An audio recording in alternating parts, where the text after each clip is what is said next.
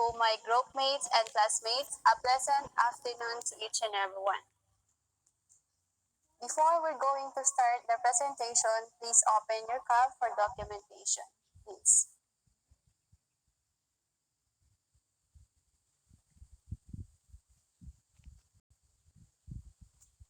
Okay, thank you.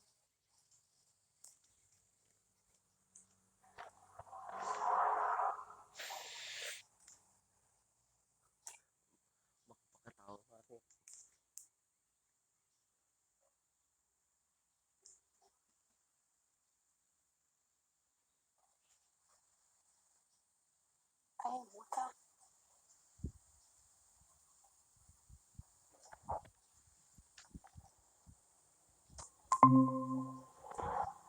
Bakit tayo? Men. Yes. What? For this video, we're going to present our proposal entitled First Aid Knowledge-Based Mobile Applications. We are the Group 3. The project leader is R. Meros Viloria, Generos Gaborno, and the other team, Mark Joseph Dominguez, Angelo Ariota, Rianin Calpito, Odessa Mukiao, Erica C. Sison, and Vena Bosque. We are not be able to start the project without the planning, the resources needed, and the stakeholders who are affected by these strategies. First, the scope of study and the project. First aid is an immediate medical attention or treatment for anyone who has suffered a sudden illness or injury. Having knowledge about first aid is essential in order to respond to emergency cases and be able to relieve pain, maintain life, promote recovery, and prevent the patient's condition from worsening until professional medical help arrives. The proposed project, First Aid Knowledge-Based Mobile Applications, allows user to provide first aid during emergency. The mobile application will provide the step-by-step process in doing the first aid for the specific injury or illness. Given the fact that many people still do not know how to provide first aid in emergency situations, patients often end up with the worst possible condition source of information. In order to learn about first and respond in emergency situation without having to attend first aid seminars or workshops. Next is the objectives of this title.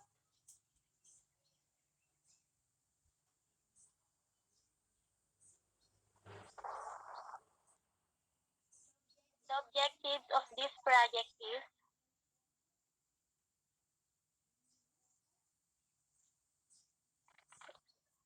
to give awareness and knowledge to people on the various methods and practices on first aid care. Ang application na ito ay makakatulong sa lahat, lalo na sa mga taong walang alam pagdating sa paunang lunas. Sa project na ito ay matututo tayo kung ano ang dapat unang gawin kapag may injury o nasugatan. Next, to help people in need. The next one is to help people in need and help to arrive. Sa halip na maghintay lang ng tulong, sa application na ito, malalaman mo kung ano ang kaunang lunas na dapat gawin habang wala pang tulong na dumadating. The next is to prevent life. Alam naman natin na the main aim of first aid is to saving lives. The next is to prevent further harm. The person who has experienced the injury must be kept stable and their condition must not deteriorate before medical services arrive. This may include moving the individual away from harm, applying first aid techniques, keeping them warm and dry, and applying pressure to wounds to stop bleeding. And the last is promote recovery. Using a first aid kit to help the person person in need.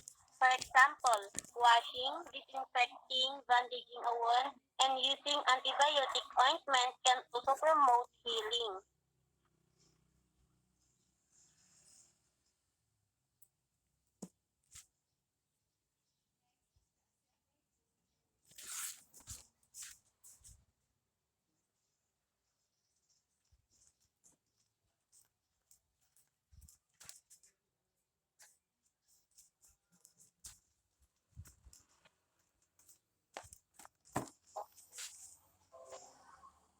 Next is the assembled team and resources.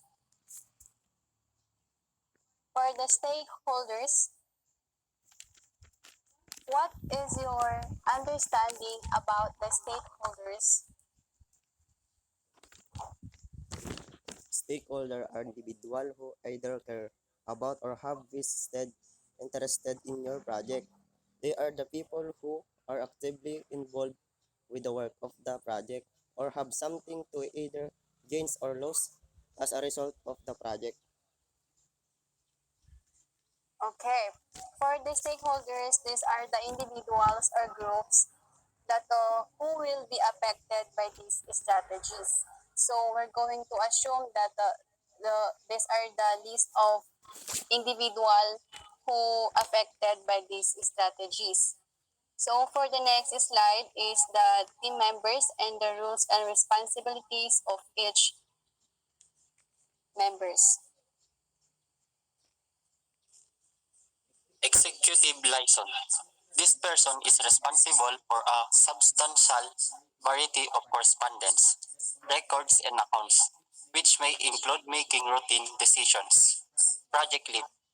Project manager is a professional in the field of project management. Project managers have the responsibility of the planning, procurement, and execution of the project.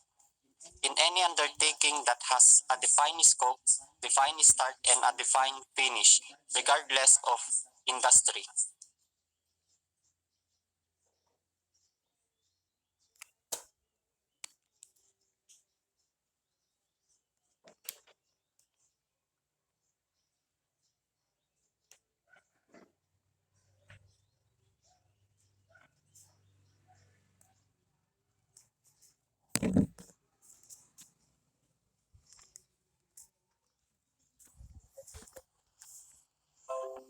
And these are the other member and stakeholders. We're going to assume that these are the list of the stakeholder that will going to affected by these strategies. Or these are the Realin Calpito, Angel Ariota, Odessa Mokiao, Erica Season, and Bena Bosque. And the project will not be completed without the additional resources needed. Hindi natin magagawa yung ating project without the resources na ating katulungan para makagawa tayo ng isang project proposal. So we have the And these are the additional resources needed. Java, PHP, MySQL, and Internet. Java is to use for the development of the project first aid knowledge based mobile application. PHP and MySQL will be used for the online resource center of the purpose project, and internet can also be used for a tools to develop this project.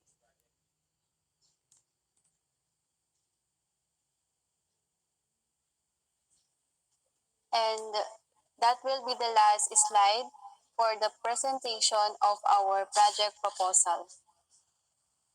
Thank you. Thank you.